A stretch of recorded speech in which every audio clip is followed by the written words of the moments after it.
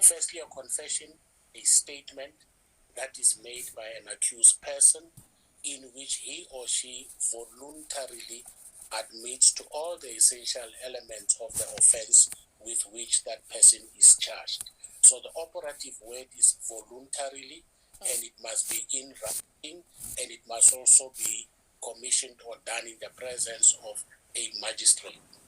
Now, in instances where there are doubts regarding whether or not such a confession was obtained freely or voluntarily or in accordance with the law, the mechanism of determining that very issue is an inquiry, which is called a trial within a trial. So, simply put, it is an inquiry that happens on the sidelines of a main trial.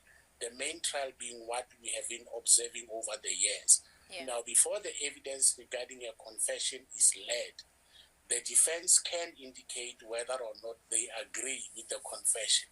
And it's a no-brainer that defenses would generally object to a confession, because if that confession is left untallied, it's game over for that particular maker of that confession. So in this instance, the defense of the affected confessors seem to be suggesting that those confessions were attracted or were obtained unlawfully, maybe due to a threat or whatever. That is why the state must then lead the person of those people who have intimate knowledge regarding the circumstances, regarding the voluntariness of how the confession was obtained. You can't do it in the main trial because not every person is affected by that particular confession. Let me just make a quick point. A confession, if it is found to be valid, can only be accepted against the maker thereof. So I expect that accused number one must get into the box and tell the judge how was the confession extracted out of him, what was the nature of the threat, or what was the nature of the undue promise that resulted in negating the voluntariness of the confession. So they have to take the stand. They have to say they were tortured, or they were threatened with this or that form, or they were induced. They may have been told that if you confess, we will make sure that nothing happens to you, or your family will be safe, or anything. It could be a myriad of conditions, but nobody knows. Only they know why is it that they would say that which they voluntarily said or are said to have said and signed for was obtained through unlawful means. So yes, they must take the stand, both of them. Each one of them must talk about circumstances peculiar to themselves, to say, I was forced, I was beaten up, the handcuffs were biting me, and it was the only thing that would make it possible for the pain to stop. And if that is found to be true, in all probability, the judge will then find that that confession was obtained through unlawful means and therefore inadmissible. And then the big trial continues normally. If he finds that the confession was obtained correctly, it's game over for accused number one. What were you about? It's about their warning statements. Are they going to be contested? The admissibility is going to be contested? Well, that's precisely what we're trying to establish from the defense, what their stance is. Okay. But that we can clarify as we go along. But have you clarified it? I think my colleagues we're still consulting this morning. We'll hear in due course, Lord. You see, because the accused are charged with a conspiracy and common purpose. Is that not so? Indeed, my lord. Right. So we have to establish whether the admissibility of the statements by accused 3, 4, and 5 are being disputed before we can start with the trial within the trial. Mr. Munisi,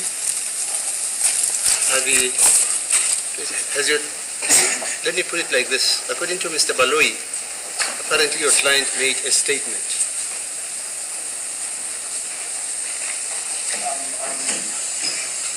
I need to get into the statement. Okay. All right. Mr. Baloyi, what statement are you referring to? To the warning statement. A warning statement. Yes. You say your client made a warning statement. copies of which have been furnished to my colleagues. Right? And that pertains to accused number 4 and 5's counsels. Yes, 3 up to 5. 3 up to 5. Do you intend handing up the warning statements? Indeed, my lord. Hello? Indeed, my lord, but that's maybe something we can sort out of the trial within a trial. Are you contesting the admissibility or the handing up of the so-called statement, warning statement? I don't know what is the significance of that which the state calls a statement, Madam. And in respect of that is being alleged that it was made by accused number 3. So I don't know what is the significance of that, whether that should be regarded, because it's trial, I'm told, is to determine the admissibility of what should be contained in that statement, whether in that statement there are confessions, whether in that statement there are admissions, whether in the statements there are whatever, I don't know. I think the state needs to clarify. I don't know. Yes. But Mr. Balui says he wants to hand up the statements. Is that so, sir? Indeed, my Now lord. the question is, Mr. Mnisi, are you or your client is it disputing or contesting the admissibility of the said statement? That never made a statement. It never made a statement. Okay. Mr. Umalo? Yes, I'm instructed by the accused that he did not make any statement. At all. Mr. Sorry. Munyeki. Nyenki. Yes. My lord, the difficulty that I have is that I have not been instructed. I only spoke to Advocate Mshololo last night, but that aspect was never raised. Okay, fine. Mr. Baloi, you say all 3 accused made statements. Indeed, my lord. Okay, this one then rules that a trial within a trial in respect of accused number 1, 2, 3, 4, and 5 shall proceed because it is justified by the inquiry this court has made pertaining to the evidence which the state leads or intends leading, and the state contends that there are statements which it intends handing up. The defense, particularly Mr. Mnisi Umalo, for accused number 5, they tell this court that they haven't taken instructions. But the point is, the state says your clients made statements. Okay, so consequently this court finds that there is justification to hold a trial within a trial in respect of all the accused. Okay, It's the court. thank you. Now, we grateful for that ruling. As I'm saying, I'm referring to myself as accused number 3. But even so, matters, we need to know what is what would be the name of that statement? Whether in that statement there are admissions or there are what? I don't know. We also need to know, Madam, from the state, because No, but you are in possession. You are in possession of the statement, Mr. Are you not? no, I mean the statement. Hello? Because I'm saying there's no statement. Okay, fine. But I've made a that- ruling, sir. I've made a ruling. Because the state, as the Dominus Litus, says there are statements. Yes. Is that not what you're saying? Indeed, And the my lord. state intends handing them up. And you, Mr. Mnisi, say your client hasn't made a statement. Yes. Mr. Ngumalo says your client hasn't made a statement. You are in between the boom and the bus. You are saying you don't have instructions. That's all. Right, but the point is the state says there are statements, and I'm not privy to the evidence which the state is leading. You are privy to the evidence the state intends leading because in terms of state versus Shabalala, you were handed the contents of the docket. Okay, That is the concern that I had, Madam, that as we will be embarking upon this process of a trial within a trial, we would want to know exactly the case that we are going to be facing as it will be put forward by the state, whether we'll be looking at a statement that amounts to admission or what. We cannot just get into a trial within a trial, Madam, without knowing exactly what is it that the state wants to allege against us. I don't The know what... statement No, Mr. Mnisi, Mr. Mnisi, please. The state advises the court that your clients have made a statement, Yes. all of you. 2, 3, 4, then 1 and 2. Yes. And you are saying no statements were made. Yes. Fine. That will transpire at and when the evidence is being led by the state, whether there is a statement or there's no statement. Thank you, madam. Fine. But this court has made a ruling that a trial within a trial should be established and to be held after this court has made inquiries. Not a court which just out of the blue said, hey, trial within a trial. I've made inquiries. And these inquiries, in terms of the law, satisfy the need for the establishment of a trial within a trial. Yes, Mr. Maloi? Surgeon Sorry. Surgeon Mapakela. Mapakela, ne? Yes, Mapakela. And you say that those photos are 7. Yes. 7. Yes. Have they been furnished to the defense? Yes, I do have. Mister, do you have those photos We do have. of the pointing outs? Yes. Mr. Nisi, do you have the photos? He's not only about the photos. No. I'm asking the question. You will tell me whatever you want to tell me.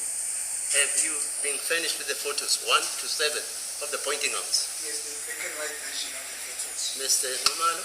Yes, I confirm that, Madam. That's fine. Right. So what do you want to raise, Mr. Nisi? We also requested the arrest statement, madam. The arrest? Arrest statements from the from the statement we never received. And that is going to have a lot of, a huge bearing on the trial within the trial. But on top of that, madam, Now let's do that first.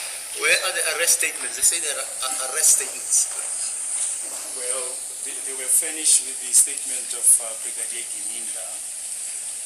So the arrest statement in respect of accused number 1, number 2, number 3, number 4, number 5 were furnished to the councils. Yes, as I've just indicated, Brigadier Gininda is the overall investigating officer. He's got a team who are assisting him, and I would just want to establish from Advocate Nisi, whether he's referring to the statement of the main investigating officer or No. members. As I understand him, he says he wants his client's statement relating to his client's arrest. Is that what you're not saying, sir? that is so, madam. That's it. Yes. So it means the policeman, in whatever capacity you arrested his client, would normally make a statement. Yes. He wants that statement. Yes. We can, as I say, I would mention those issues are incorporated in the statement of Brigadier Gininda, but we can clarify that, my lord, off record with the defense. What else, Mr. Misi, is outstanding according to you? Number 2, madam, with regard to the pro forma that my colleague has just referred to, I've been involved, fortunately, in a lot of trials within the tryout. On the questionnaire in that pro forma, there could be some instances where an accused person says something that should not actually be known by the court before the admissibility of that statement has been determined. It is No, it's not about it. No. It's about it's a statutory form, the pro forma. It's a statutory form. Your name, your address, your cell phone number, and then it advises you of the Section 35 rights, and then they categorize them. And then there are questions asked. Do you eat pap? When you say no, and the result is no, it's no. Maybe the court does not understand. I understand you well. What I'm saying, my lord, is in those questions which would say, do you eat pap? Yeah. The accused might say something which for the purpose of a determination of the admissibility of that statement before it is admitted. That should not be made available to the court. In other words, that portion should then be deleted, or it should be concealed. Mr. Balui, is that how you understand the law? Yes, I understand where Advocate Miss is coming from.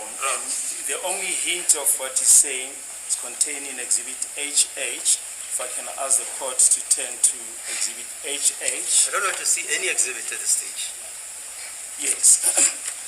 There's a portion that we have deleted. I think I did say that when I introduced the exhibits. I said all the portions that are not admissible at this stage have been expunged. Okay, so all the portions which are not admissible at this stage, you're saying they are expunged. Yes. Mr. Munisi, that's what he's saying. What are you saying? The procedure, is when he is doing that, Yeah. he needs to do that in conjunction with us. He cannot simply decide on his own to expunge those portions and then hand the statement to the court. And in any event, statements of this nature or an exhibit matter can only be handed to the court through the witness that is going to come and testify. It cannot be handed in advance.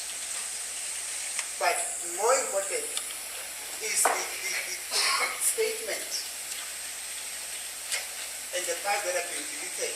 That should be done in conjunction with us so that we know what is it that should be deleted. Because we may think that this is not necessary for it to be deleted when we are of the view that it should actually be deleted. We cannot very much decide to delete portions and then hand over the statement to the court. Thank you. As a court, please, my lord, as far as the confession of accused number one is concerned, that issue doesn't arise. Those are the clients of Mr. Ramsipili. I suppose if there are any concerns, he would have raised that. But I can assure the court that, we tried with a fine-tooth comb to go through that. If there's anything that we've missed, my learned friends are at liberty to draw attention to that. But as far as the witness who is just about to come now is concerned, that issue doesn't arise at all. We can perhaps during the adjournment discuss that matter with the defense. Do you have the Constitution? Because this court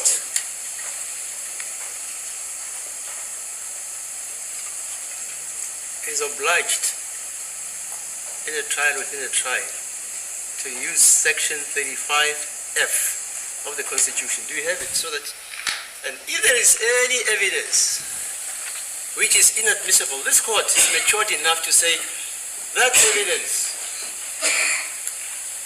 won't be taken into consideration in the judgment of this matter because it is unlawfully acquired, or it is unlawful, or it is unfair. Who has a constitution? I've got a booklet, my lord, but I'm just trying to look for it now. Yeah, let's read it so that we... So it's not about the state reducting this or that or that. It's about this court being enjoined by the Constitution which evidence to admit, whether it's in the interest of justice, whether it is against the administration of justice, etc. Let's read it. And this is the court which makes the decision which evidence will be taken into consideration. But you have never challenged it because he appeared in the regional court, and thereafter this matter was postponed for trial in the High Court before my brother Ramu. It's not me. No, I mean the previous brother of mine, the judge. Judge Maumela. Yes, before Judge Maumela, he ran with the trial, I don't know, for a year or whatever. And then it comes to me, they put the charge in my presence against your client. That is done A, B, C, D, E, F, G. Your client pleaded, you confirmed that your instructions are proper, and you even exercise your client's rights in terms of Section 35 that he remains silent. Is that not so? That's it. And then we started the trial. In July, up to now, there was no challenge about the legality or otherwise of the arrest of your client. Is that not so, sir? That is so, man. Yeah. But the court orders Mr. Baloi to call the arresting officer. Naturally, my lord, in the Justice Day follows night, we will call those witnesses regarding the arrest of the accused. They will be coming. And for your information, if you decide after hearing whatever, you've got remedies about what to do. Okay. Yes. My lord, what do you remember? Ah. That before the court gave an instruction that there should be 15 minutes adjournment. Yeah. The court also gave an order. The court actually made an order that the state must give us statements of the arresting officers as well as the copies that the state alleges have been deleted that have already been handed over. Haven't they given you those We copies? don't have that information. The pro forma forms which you say have been redacted, didn't you make copies for the... Yes, my lord. When I approached them, as I indicated, just to discuss the issue with them, they said I must wait. It's only one sentence, my lord, and I just wanted to find out from them, do they want us to give them an obliterated copy, or can they just mark that this is the portion that has been obliterated, so that in future, if they need to use that, then they have that at their disposal. Because if we obliterate that sentence, those few words now, my lord, in future when they need, perhaps they need arises to refer to that, then we have to give them new copies. But why don't you give them the copies you have, the one... Yes. I said you must make copies of it. As I say, my lord, when we're about to discuss that, they told me to wait, and I was trying to find a more sensible way. No, just make copies. Just make copies. Have you made copies? Well, we will do that now. And that issue will not arise today, my lord. During the long Fine, journey, but they must, we will make you must give them the copies. Yes. Can we then proceed with the trial? We can't proceed with the trial because we want No, we are proceeding. I suppose I'm supposed to run this trial, not you, Mr. Minister, please. But what I'm saying, What do you mean we can't proceed with the trial? I made that decision, not you. no, my lord, what I'm Please, saying just sit down. Just sit down. Just sit down. Just sit down. I'm not so sure whether my lord there are No, sit down because I want to address a fundamental thing. I make the decision about whether this trial proceeds or not you, not even the interpreter, not even anybody here. Mr.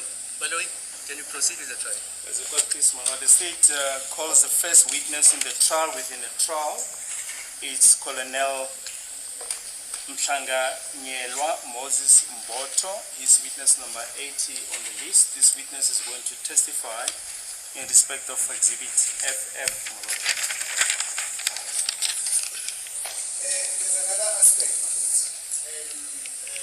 I think there's a potential witness that the state is going to call in the trial within the trial. I think it's Mafulepo or Mafula or whatever. I'm going to request that witness, if she's in court, it's a she. If that witness is in court, you should call outside. Because she's a potential. Where is that witness, Mr. Baloyi? I don't know whether it's Mafulepo or what. She will leave the court. I don't know the witnesses. Are you going to call her? Yes, indeed, my lord. May she excuse us. Okay? Any other witness in the trial, within the trial, should vacate the court. There is the only witness, my lord.